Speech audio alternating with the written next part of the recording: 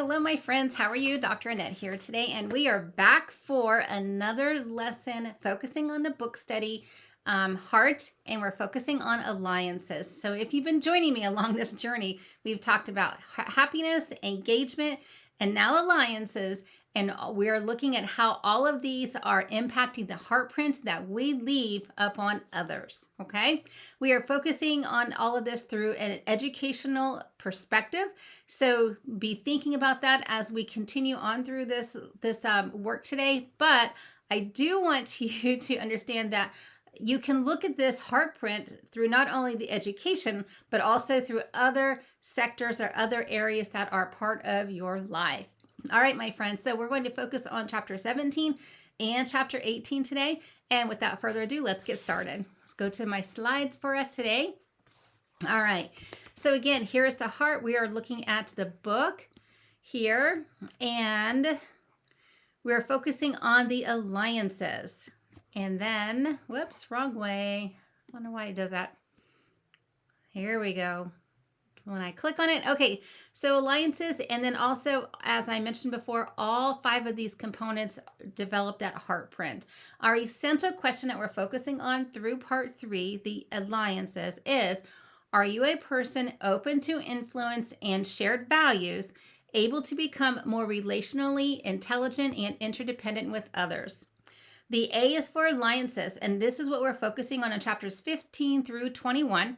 So again, in this section, we will explore an understanding of the heart print aspect of alliances, the nature of collaboration as a bumpy road, and how to become someone others would want to collaborate with. We will also explore the benefits and costs of belonging as part of our work life heart print on our students and our colleagues. So first, we're going to dive into chapter 17 today. The title: Oh, the iniquity places will go. And as before, I'll start with doing some reading from the text. I'll start on page 115, and then we'll do a little discussion. All right, so I refuse to accept the idea that the isness of man's present nature makes him morally incapable of reaching up for the eternal oughtness that forever confronts him. And that's a quote by Martin Luther King. And I want to focus on the word isness. All right. So when I first was reading this, I was like, isness, what is the isness? And it's like what it is that you are. Okay. What it is that you are in the present compared to the oughtness of what you ought to be or ought to do. So the author writes, the first time I saw this Martin Luther King Jr. quote, I was 14 years old and attending a Chicago White Sox boys sports camp on Lake Winnebago, just north of Fond du Lac, Wisconsin. During the summer, I worked at a traveling street carnival and circus, setting up and taking down every week as we went from one Midwest town to the next. My dad was the promotion manager, and my stepmom, Connie, and I ran a concession stand together. And most days I also worked a 4-corner ring tossing booth. I made $10 a day plus an extra $10 on teardown day. It was the summer of 1965, and that White Sox camp cost $210 for 2 weeks. 16 days of work, and I could go. Now, in some ways, those days were my first real introduction to social justice issues of the times. I became more aware that not everyone was like me, as the carnival workers were not an easy bunch of men and women to be around. I had to grow up pretty fast. At the White Sox camp, I had a lot of friends who, like me, just wanted to play sports, yet we came from all kinds of poverty and backgrounds for our 2 weeks together. My bunkmate was a kid from the north side of Chicago. Robbie was the first one to introduce me to Martin Luther King Jr. and his 1964 Nobel Peace Prize speech in Oslo, Norway. I refuse to accept the idea that the isness of man's present nature makes him morally incapable of reaching up for the eternal oughtness that forever confronts him. I remember thinking at that time, what is the ought of a better day I should fight for in my life? I remember too, it made me more determined than ever to go to college, a goal that was not a serious consideration in my family due to financial restraints and other cultural issues. My friends, I want to ask you this question. What about you? What is the oughtness you are pursuing this season? Now, when I sit and reflect upon that, I understand that, my isness, I am a teacher, right? And I can do my work, and I can work hard to make an impact on the students and the teachers that I work with in my small community.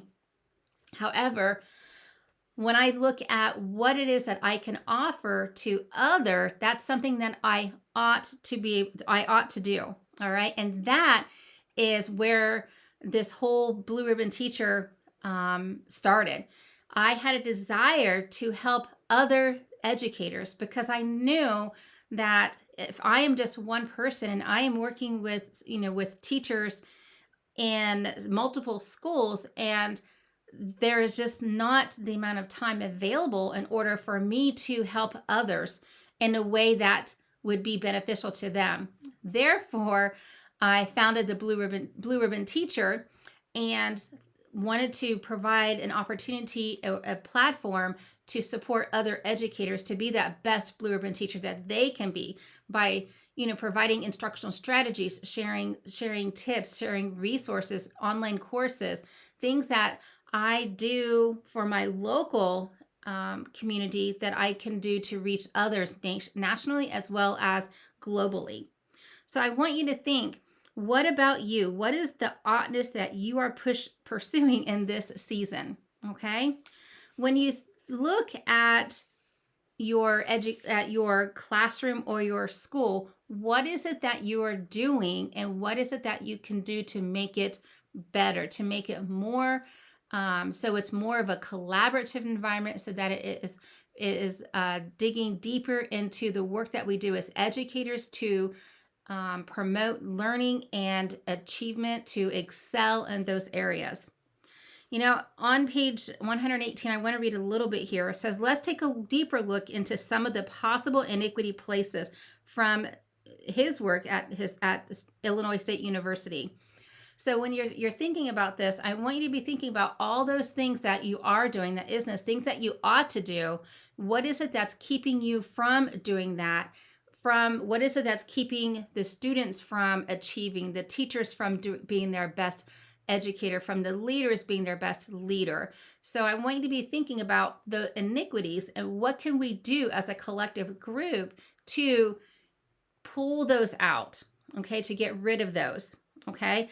First, the author says, consider the iniquity revealed by the PLC critical question. It's in front of you. What do we want all students to know and be able to do? What is it that we want all students to know and be able to do? What are some iniquities that are present that we need to erase in order for that to happen? Are we going with just I want to say wishy-washy, but a watered down version of curriculum in order for us to support educators who may not have the same tools as a more seasoned educator, or has different likenesses compared to another educator? Okay, hopefully that makes sense. Or what are we doing to provide that same amount of rigor for every single student in that grade level? Okay, in all the classes. All right. Another area. Let's take a look at this. The second, I want you to consider this critical question. How will we know if the students know the information, and how will we respond, say that really fast, if they don't know that information? Okay. What are we able to do to pull those iniquities out? So what ought we do, right, to be able to provide a learning environment to support those students who struggle, so that way they have the same, there's the expectation, but we have to support those students who struggle in a different area so that they can also achieve. All right. We are not trying to compartmentalize kids. And you are, this is kind of like when I went to school, we had students who were going to college. You took these courses. Students who were going to trade school took these courses. Students who didn't know took these courses. We don't want to do that. We have specific standards, and we need to provide the support for different students to meet the specific standards. So if they're not hitting it the first time in a tier 1, what can we do as a tier 2 strategy to support that student? So how are we going to respond if they don't know what it is that we taught them at the beginning? I want you to think about that. And then I want you to think about how will we respond if the student does understand, and what are we going to do to continue advancing their education? Okay, so I want you to be thinking of, I refuse to accept the idea that the isness, what is it that we're doing, of a man's present nature makes him morally incapable of reaching up for the external oughtness. Are we incapable? Are we incapable, physically, right, to reach up to that external oughtness? Or is it a moral imperative that we reach up for the external oughtness? What is it that we can do that confronts him forever? Okay, what is it that we can do? Should we be satisfied with status quo? No. And what can we do to reach up for that external oughtness that confronts him? Okay, so in this time, I'm back on the author here, and in this moment of your professional life, do not let your present isness get in the way of your oughtness. Go after any iniquities caused by teacher isolation or lack of clarity on the important issues for inspiring student opportunities to learn, and watch the oughtness of your life become your new reality. Isn't that amazing? And it's just all perspective, my friends, all perspective. All right, let's take a look here. I want you to open up that notebook that you've been using, and I want you to look at the first question. Is the bar for assessment performance a moving target for your team? Great question. Is the bar for assessment a moving target for your team? Does everyone on your team keep that bar high and then help each and every student make it over the bar as an indicator of his or her grade? Okay, that goes back to our collaboration, building those alliances. And then the second question, I want you to think a score of 1 to 10, all right? 1 is you have not addressed this iniquity in place. 10, you have erased every iniquity or this iniquity in your grade level, course, department, or school. Okay, these 3 questions. How do we explain why each standard is so essential to learn? Now, I want you to think on this one because this one really tugs at my heart. How do we explain why each standard is so essential to learn? Essential for every single student. Every single student. Even those students who are challenged. Okay? So how do we explain why each standard is so essential to learn for every single student? The second question, how do we ensure the context for the lesson contains elements that create meaning, reasoning, and sense making for the student? Remember, we want this to be purposeful, to be meaningful, to help the student connect. And the last, how do we connect to the various demographic and personal characteristics of our students? My friends, how can we use cultural responsive teaching and personalize our work so that we are able to reach every single student? Okay. All right. So I want you to reflect upon those questions, jot down your notes, and you can pause this video and then come back to it when you're ready to move on to the next chapter, which we'll go to right now, chapter 18. All right. So what we want to do is to reduce our professional noise. The author, Elizabeth Green, states, and we've referenced her before, in the world's greatest school systems, there is a set of invisible forces ensuring that no teacher is left alone to invent solutions to complicated and ever-evolving challenges of helping students learn. Isn't that amazing? There is a set of invisible forces. This is in the world's greatest school systems. It might be a utopia. I don't know if it's actually out there, all right? But this is our goal, right? To have a set of invisible forces that ensures no teacher, regardless if you're a veteran or a rookie, is left alone to invent solutions to complicated and ever-evolving challenges of helping students learn. My friends, this goes right back to the foundation of the purpose, the mission of a PLC, the Professional Learning Community. I'm going to read a little bit from the book on page 123. Now, Elizabeth Green, she's the co-founder and the editor-in-chief of Chalkbeat. What a cool name. It's a nonprofit education news organization. She authored the 2014 book, Building a Better Teacher, How Teaching Works and How to Teach It to Everyone, based on her investigations of teaching in the United States and Japan. Fellow educator, my friends. The book received recognition as a 2014 New York Times Best Review Notable Book. To summarize, one of her primary points about our profession, or at least the one that made so much sense to me, this is the author speaking, much of our work as educators is based on a 200-year practice of teaching in isolation. That's right, 200-year practice of teaching in isolation. It is time to no longer think of our professional work as a private practice and reframe our mindset into thinking of our profession as a series of public performances. Okay, we need to be pulling upon each other, supporting each other. We need to draw upon the expertise of our team, and we all come to the table with different expertise.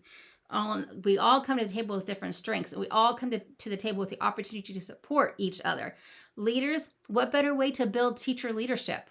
What better way to build sustainability and capacity, right? So when we work in isolation and we invent our own solutions to the problems and issues we face each day, it can create a wide variance in the practice of the team members. Okay, everybody's on a different page, right? We want to have everybody be working together.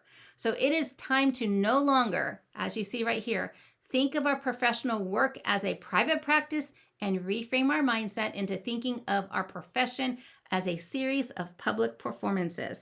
As I mentioned before, how many times are you as an educator able to go into another educator's classroom and watch the instruction happening, watch that learning taking place, okay?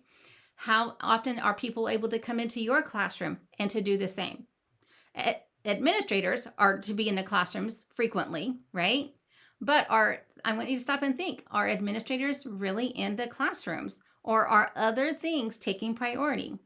Remember, we need to, as leaders, we need to make number one priority of improving the environment for learning of the students, because that is our business. That is why we are in schools, because we want to be there to support the learning that's happening with the students. And what are we doing to make that a priority, leaders? What are we doing to make it a priority? I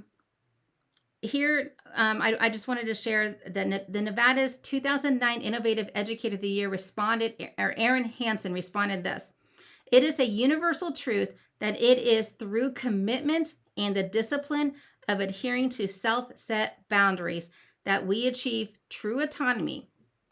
This is easily evident in personal relationships like a marriage. It's less obvious when talking about professional relationships like teams, but true nonetheless. When members of a team," right here, bring this one home, "when members of a team truly commit to the process of working with each other in the pursuit of a worthy cause," remember we talked about grit before, right? Priorities. "That they really care about, that grit, they make a trade, the priority. They trade in the immediate gratification of being able to make all their own decisions for faith in the team's collective power to make a bigger difference. The sense of freedom comes as teams actually achieve goals they couldn't have reached on their own." Whew, let me read that again. "The sense of freedom comes as teams actually achieve goals they couldn't have reached on their own. That is exactly the reason why we want to have people come together. Okay, we cannot do this job on our own, right? You know that it takes a village to raise a child. Literally, it takes a village to educate a child, even just one.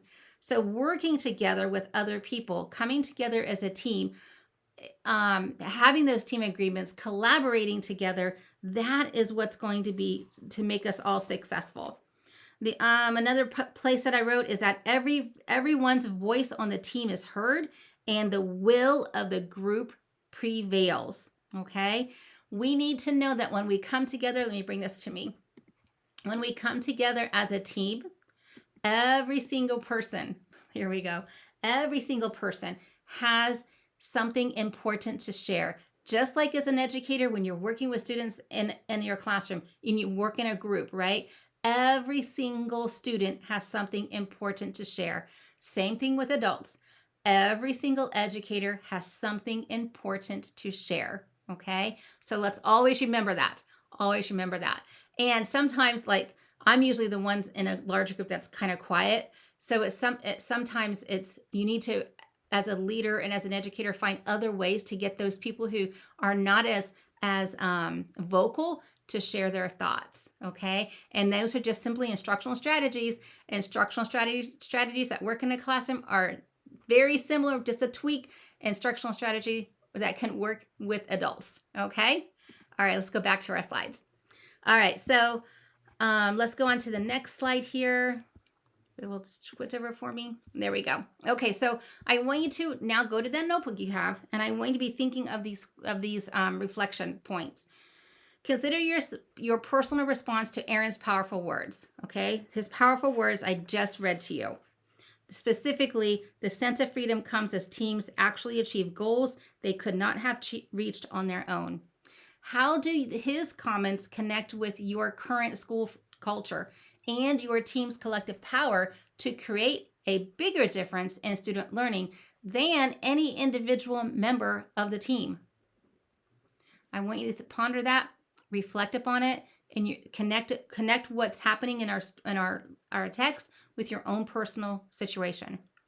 The next question: are there any areas of wide variance your team needs to work on this week or in this specific unit? Any places in iniquity, or is there noise? I really, actually, I see the word yo. I really did proofread all of this. I don't know what happens whenever if something happens with the when I upload it to this streaming system. But let me read this again. Are there any areas of wide variance your team needs to work on this week or in this unit? Are there any places in iniquity or noise that you might be causing by not discussing and sharing with one another? And what are those areas of your professional work, and how might you approach the effort with your team to reduce the noise and focus on the magnified impact on student learning? Friends, remember that noise is everything else that's going on, right? All of the different demands that we have. How can we reduce that noise so that we can come together and focus on the magnified impact on student learning?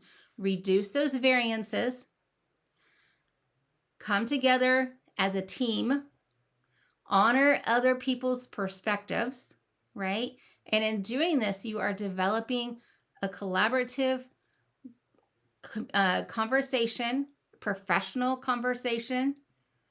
And in doing this, you are essentially engaged in a professional learning community. The last question. Now I want you to reflect on the most difficult aspects of making your daily work more transparent and public with your colleagues. My friends, we are not in the business of private practice, okay? We are in the business of public performances. Who is coming into your room to watch? Who is coming into your room to watch and then give you feedback, perhaps critical criticism, right? That is able to help you move your instruction forward. Do you easily invite others into your room and your work-life decisions? or do you put up the barriers? What can you do to remove some of those barriers? Okay, as a leader, what can you do to help those teachers remove those barriers so that they have an environment that they feel confident in working with others and showcasing their work with others? Okay. um I know it can be hard, especially when we're always like, oh, they're watching me do this or watching me do that, right? And we wanted to be our best. But you know what? We're all educators. We know that some lessons don't go the way we want them to go, and that's a great time to go back and learn. Okay. Some lessons go the way we want them to go, but we know they could go better. Okay. So what is it what are those barriers in your school, in your culture? Hopefully, as a leader and as an educator, your culture isn't putting up all those barriers. Okay, what can we do to bring those down? All right, my friends, that is going to wrap up our chapters 17 and 18 today. Thanks for joining me on this. I look forward to hearing some conversations from you. You can join me here on the Zoom classroom if we're doing this live. And if you're catching this on the replay, then feel free to drop those questions in. And I look forward to learning more with you. Next time we get together, we're going to focus on chapters 19 and 20 as we continue our journey looking at alliance and how it correlates with engagement and happiness to develop that heart print that we are. I should put this back on me. Developing that heart print so that we are being that educator that we want to be, that blue ribbon teacher, my friends. That is what we want to be. We want to be the best teacher that we can be for our students, for our colleagues, and just, for ourselves, because think of what all that does just for us. All right, that confidence builder, right? All right, that's all I have for today. I hope you have a blessed day, and I'll see you again soon. Take care, my friends. Bye.